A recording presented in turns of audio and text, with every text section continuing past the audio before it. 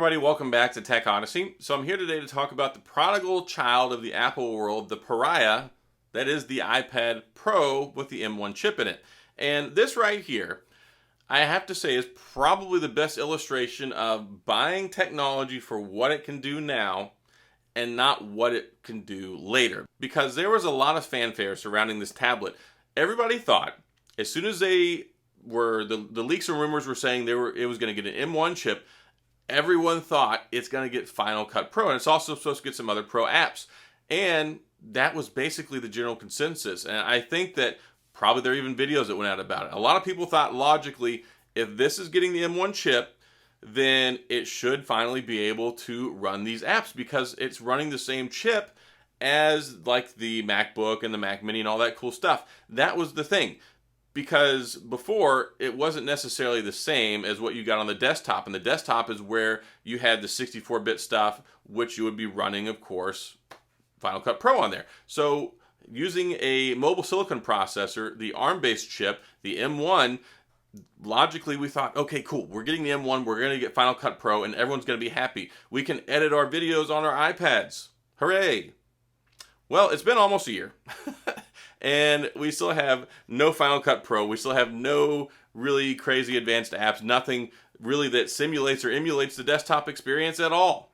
So a lot of times, and you'll hear this, a lot of people who are very cognizant of basically their platform when it comes to tech, it's important to highlight this stuff. Buy something for what it can do now, not what it can do in the future. Now, if you love the product and you think it's going to get there one day, hey, maybe it will.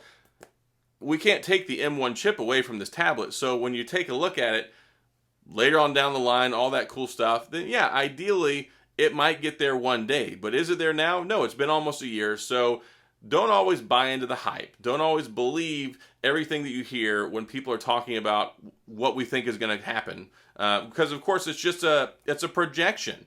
It's a prediction. It's something we think, okay, this seems like logically it could make sense.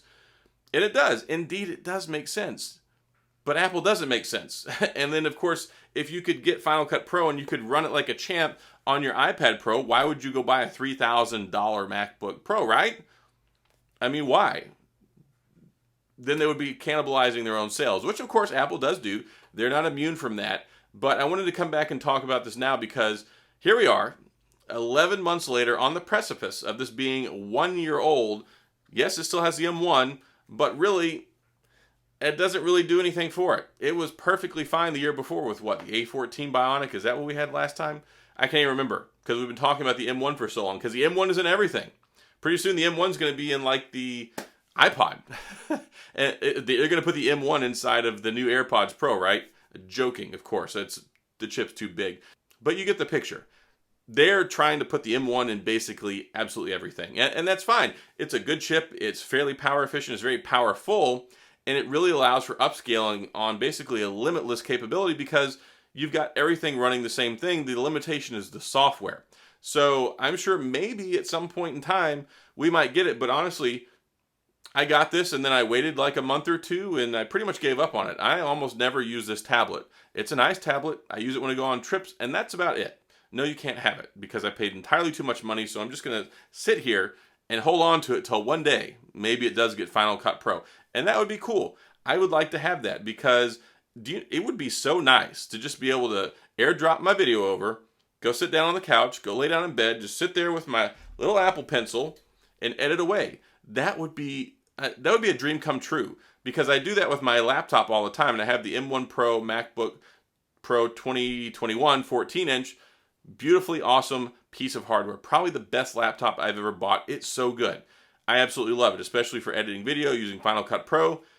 If I could sit there and eat some nachos and drink a Dr. Pepper from Taco Bell and maybe one of the Mexican pizzas when they bring it back and edit away on my video and upload it, that would be fantastic. That would be the epitome of professional laziness, and I'm all about that life. But it's still not there.